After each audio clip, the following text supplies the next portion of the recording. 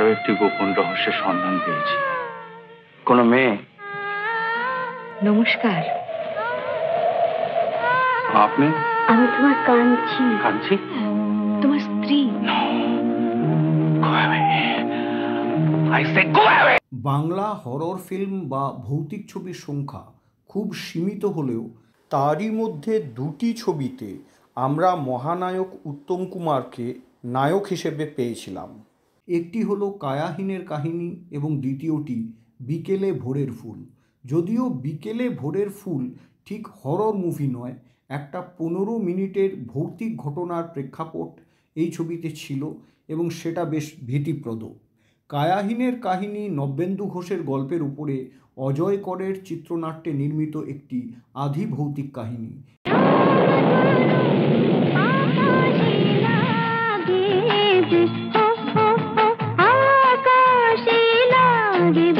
এই ছবির মুখ্য ভূমিকায় অভিনয় করেছিলেন উত্তম কুমার, অপর্ণা সেন, বিকাশ রায়, তরুণ কুমার এবং বাসবী নন্দী। এই ছবিটির প্রযোজক এবং সঙ্গীত পরিচালক ছিলেন মুকুল রায় এবং ফিল্মটি নির্মিত হয়েছিল মুকুল রায় প্রোডাকশনসের ব্যানারে। 70-এর দশকের এই ব্ল্যাক অ্যান্ড হোয়াইট বাংলা ছবিটি কিন্তু উত্তম কুমার এবং অপর্ণা সেনের অসাধারণ অভিনয়, তার সাথে ভালো চিত্রনাট্য আর পরিচালনার গুণে দেখতে ভালোই লেগেছিল। ফিল্ম কায়াহীনের কাহিনীর ছবির গল্পটা ছিল অনেকটা এইরকম। মাঠের ধারে একটা নরকঙ্কালের পাশ থেকে অচৈতন্য প্রবীর মজুমদারকে উদ্ধার করে নিয়ে আসে পুলিশ, কিন্তু বয়ান নিতে গিয়ে চক্ষুর চড়ক গাছ হয়ে যায় পুলিশের। জ্ঞান ফিরলে সেই ব্যক্তি নিজেকে প্রবীর মজুমদার নয়, শান্তনু রায় বলে দাবি করেন। এমনকি সেই ব্যক্তির এক বন্ধুও তাকে শান্তনু রায় বলেই শনাক্ত করেন। কিন্তু আবার এক বনেদি পরিবারের সম্ভ্রান্ত বৃদ্ধাসহ কিছু লোক তাকে প্রবীর মজুমদার বলেই দাবি করতে থাকে। এরপরে নিজেকে শান্তনু রায় বলে দাবি করা ব্যক্তি পুলিশকে বলে, আপনারা বিশ্বাস করবেন না, সে এক অবিশ্বাস্য ঘটনা। এরপরেই কাহিনী ফ্ল্যাশব্যাকে মোড় নেয়। পাটনা ইউনিভার্সিটি থেকে বিএ পাশ করে টিউশনি করে দিন চালানোর লেখক শান্তনু হন্যে হয়ে একটা স্থায়ী চাকরির জন্য ঘুরছিল। এমনকি তার বন্ধু নিবারণের কাছ থেকেও নিয়মিত টাকা ধার করতে হচ্ছিল শান্তনুকে। সেই সময়ে হঠাৎ করে এক বিধবা ভদ্রমহিলা শান্তনুকে তার নিজের হারানো ছেলে প্রবীর বলে দাবি করে। শান্তনু ও তার বন্ধু নিবারণ দুজনেই প্রথমটায় ভেবাচাকা খেয়ে যায়, কিন্তু সেই বৃদ্ধা বারবার বলতেই থাকেন এই তার হারানো ছেলে প্রবীর মজুমদার এবং প্রবীরের স্মৃতিভ্রংশ হয়েছে। তিনি তাকে বাড়িতে নিয়ে গিয়ে চিকিৎসা করাবেন। তখনকার মতো না গেলেও পরে শান্তনুর বন্ধু নিবারণ তাকে পরামর্শ দেয় যে এই চূড়ান্ত অর্থ সংকটের সময়ে এই বড়লোক অভিজাত বৃদ্ধার বাড়িতে তার ছেলে হয়ে কাটানোটা কিন্তু বেশ ভালো অফার। শান্তনুর বিবেক সায় না দিলেও একটা উপন্যাসের প্লট খোঁজার আশায় সে শেষমেশ রাজি হয়ে যায়। সেই বনেদি বাড়ির ছেলে প্রবীর মজুমদার হয়ে আসার পরে সেই বাড়ির বৈভব আর আভিজাত্য দেখে শান্তনুর তাক লেগে যায়। একজন খুব উঁচু মানের চিকিৎসককে তার চিকিৎসার জন্য নিয়োগ করা হয়, যে নাকি এই পরিবারেরই পারিবারিক চিকিৎসক। কিন্তু এত আদর যত্নের মধ্যেও শান্তনুর মনে হয় যে এই বাড়ির কোনায় কোনায় কোনো একটা রহস্য দানা বেঁধে আছে। ওর চরিত্র কখনো শুধরাবে না জ্যাঠাইমা। তাতে তোর কি? তুমি বিয়ে করছো টাকার লোভে। তাতে তোর বাবার কি? সে যে মানুষটির প্রক্সি দিচ্ছে সেই প্রবীর মজুমদার মোটেও সুবিধের ছেলে ছিল না। আসলে প্রবীর একটি লম্পট গোছের ছেলে ছিল।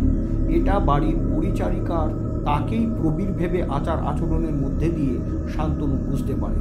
শান্তনু কেমন জানি মনে হয় যে এই বাড়িতে কোনো অপার্থিব সত্তার উপস্থিতি আছে।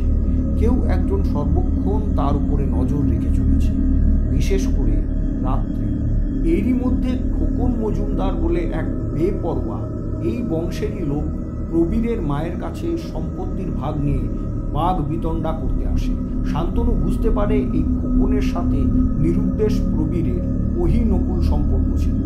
খোকন কিন্তু পরিষ্কার বলে যে প্রবীরের মা তাকে সম্পত্তির অধিকার থেকে বঞ্চিত করার জন্যে যাকে প্রবীর সাজিয়ে সমাজের সামনে হাজির করছে সে মোটেও প্রবীর মজুমদার নয়। প্রবীর রূপী শান্তনুর নিখুঁত অভিনয়ও খোকনের চোখকে ফাঁকি দিতে পারে না। এমনকি একসময় খোকন পথের কাঁটা নকল প্রবীর রূপী শান্তনুকে গুলি করার চেষ্টাও করে। খোকন শাসিয়ে যায় যে সে আসল প্রবীর মজুমদারের সন্ধানে আছে, তাকে খুঁজে পেলেই সে নকল প্রবীর রূপী শান্তনু মুখোশ খুলে দেবে। এর নাম শান্তনু, লোকের চোখে ধুলো দিয়ে দিনের পর দিন প্রবীর সেজে মায়াকুঞ্জে এসে বসেছে। এইবার জল অন্যদিকে গড়াচ্ছে বুঝে শান্তনুর প্রাণের বন্ধু নিবারণ শান্তনুকে এই রহস্যময় বাড়ি থেকে পত্রপাঠ বেরিয়ে আসতে বলে, কিন্তু এইবার বেঁকে বসে স্বয়ং শান্তনু।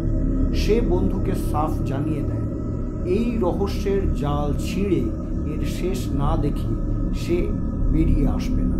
প্রবীরের গাড়ির ড্রাইভার ঘনশ্যামের কাছ থেকে কিছু বিক্ষিপ্ত তথ্যের সন্ধান পায় শান্তনু। সে জানতে পারে প্রবীরের জনৈকা মল্লিকা বলে কোনো তরুণীর সাথে প্রেমের সম্পর্ক ছিল। এক রাত্রে প্রবীরের কথায় সে মল্লিকাকে এক জায়গা থেকে ট্যাক্সিতে তুলে নিয়ে বাগান বাড়িতে আসে। তারপরে মল্লিকার সাথে খারাপ ব্যবহার করার কারণে ঘনশ্যামকে নাকি খুব মারধর করে প্রবীর। এরপরেই ফেরার পথে প্রবীরবাবুর গাড়ি ভয়ানক অ্যাক্সিডেন্ট করে এবং প্রবীরবাবু নিরুদ্দেশ হয়ে যান। যদিও ঘনশ্যাম এই কথা বারবার বলে যে সে মল্লিকা দিদিমণির সাথে কোনো রকম খারাপ ব্যবহার করেনি, প্রবীরবাবু তার গায়ে বিনা কারণে হাত তুলেছিলেন। এরপরে শান্তনু ডাক্তারবাবু এবং তার মায়ের কাছ থেকেও জানতে পারে যে অ্যাক্সিডেন্ট হয়ে নিরুদ্দেশ হয়ে যাওয়ার আগে প্রবীর বাড়িতে প্রায় মল্লিকা বলে একটি মেয়ের নাম নিতু, যাকে বাড়ির কেউই কখনো দেখেনি। মল্লিকা? মল্লিকা? মল্লিকা কি? শান্তনু ঘনশ্যামের কাছে মল্লিকার ঠিকানা জানতে চায়। ঘনশ্যাম সেটা না বলতে পারলেও কোথা থেকে সে প্রবীরবাবুর কথায় মল্লিকাকে পিক আপ করেছিল সেই জায়গা দেখিয়ে দিতে রাজি হয়। প্রবীর রূপী শান্তনু নিজের স্মৃতি ফেরানোর অছিলায় সেই জায়গা দেখতে চায়। ঘনশ্যাম তাকে সন্ধেবেলায় গঙ্গার তীরস্থ একটা বহু পুরনো পরিত্যক্ত বাড়ির কাছে নিয়ে যায়। সেই বাড়িতে একাই প্রবেশ করে শান্তনু এবং সেখানে সে মল্লিকার দেখাও পায়। মল্লিকা কিন্তু স্পষ্ট করে দেয় যে সে জানে শান্তনু আসলে প্রবীর নয়। এই কথায় শান্তনু ভীষণ চমকে যায়। আচ্ছা, আমি যে প্রবীর এ কথা তুমি কেন বিশ্বাস করছো না? এরপরে বেশ কয়েকবারের সাক্ষাতে শান্তনুর কাছে এটা স্পষ্ট হয়ে যায় যে মল্লিকা আসলে একটি বিদেহী আত্মা, যাকে সে ছাড়া দ্বিতীয় কোনো ব্যক্তি দেখতে পাচ্ছে না। মল্লিকা পার্থিব সত্তাই নয়। মল্লিকা শান্তনুকে প্রবীরের সাথে নিজের সম্পর্কের কথা খুলে বলে এবং পারিবারিক সম্পত্তি পাওয়ার শর্ত অনুসারে প্রবীর মল্লিকার সাথে সম্পর্ক থাকা সত্ত্বেও তাকে না জানিয়ে অন্য একটি মেয়েকে বিয়ে করে। পরে সে মল্লিকাকে জোর করে গর্ভপাত করানোর চেষ্টা করলে ঘটনাচক্রে মল্লিকা প্রবীরের হাতে খুন হয়ে যায়। প্রবীর মল্লিকার দেহটাকে ঝড় জলের এক রাতে একটা ডোবার ধারে পুঁতে দেয় এবং ফিরবার পথে প্রবীরের গাড়ি অ্যাক্সিডেন্ট করে যায়। তারপর থেকে প্রবীর ভবঘুরে হয়ে নিরুদ্দেশ হয়ে যায়। ছেলে বা মেয়ে জন্মালে তবে আমি সেই সম্পত্তির এক্সিকিউটর হব। মল্লিকা শান্তনুকে অনুরোধ করে সে যেন ডোবার ধার থেকে তার দেহটাকে খুঁড়ে বের করে তার আত্মাকে মুক্তি দেয়। শান্তনু ডোবার ধার থেকে মল্লিকার দেহ খুঁড়ে বের করলে তার বিদেহী আত্মার মুক্তি হয় এবং শান্তনু জ্ঞান হারায়। পুলিশ শান্তনুর কথা বিশ্বাস করলেও আইনের চোখে শান্তনুকে নির্দোষ প্রমাণ করার ক্ষেত্রে আসল প্রবীর মজুমদারের সন্ধান পাওয়া যে খুবই জরুরি সেটা জানায়। সেই সময়ে আসল প্রবীর মজুমদারকে থানায় হাজির করে খোকন মজুমদার। প্রবীর থানায় সব কিছু স্বীকার করে এবং সমস্ত রহস্যের স্বরূপ উন্মোচিত হয়। মল্লিকার কঙ্কালটা কিন্তু এই ডোবায় পাওয়া গেছে। মল্লিকা 1973 সালে মুক্তি পাওয়া 2.25 ঘন্টার এই ছবিটির অনেক ঘটনা বা সিকোয়েন্স শুধুমাত্র ভয়েস ওভার করে বোঝানো সম্ভব নয়। ছবিটি দেখলে অবশ্যই অন্যরকম লাগবে। সিনেমাটির কাহিনী এবং চিত্রনাট্য বেশ ভালোই। কাহিনীতে বেশ কিছু মোচড় বা টুইস্ট ছবিটিকে বেশ উপভোগ্য করে তুলেছে, এতে কোনো সন্দেহ নেই। ছবিতে গানের আধিক্য নেই, মাত্র 2টি। নিবারণের চরিত্রে তরুণ কুমার আর উত্তম কুমারের একসাথে দৃশ্যগুলো বেশ উপভোগ্য। প্রবীর মজুমদারের ভূমিকায় উত্তম কুমারের নেগেটিভ রোলটা এই ছবির সম্পদ। মেকআপ হয়তো সামান্য কমজোর, কিন্তু এই ছবির সিনেমাটোগ্রাফি বা ক্যামেরা ওয়ার্ক এবং লাইটস অ্যান্ড শেডসের কাজ অনবদ্য। প্রচলিত গতানুগতিক হরর মুভিগুলিতে রোমহর্ষক দৃশ্য বা গা ছমছমে সিকোয়েন্স বলতে আমরা যা বুঝি তার উপস্থিতি হয়তো এই ছবিতে ঠিক সেভাবে নেই, কিন্তু একটা ভালো মানের সাসপেন্সের আবহ এবং উপস্থিতি কিন্তু গোটা ছবি জুড়েই আছে। সিনেমাটি যে ভৌতিক সিনেমা সেটা 100 বার। ছবিটির বাণিজ্যিক অসাফল্য বা সাফল্য সম্পর্কেও বিশেষ কিছু জানা নেই, তবে এই ধরনের ছবিগুলো আজকে রিমেক হলে খুবই ভালো হয়। তবে এই ক্ষেত্রে সবচেয়ে বড় সমস্যা মনে হয় হবে উত্তম কুমারের বিকল্প খোঁজা।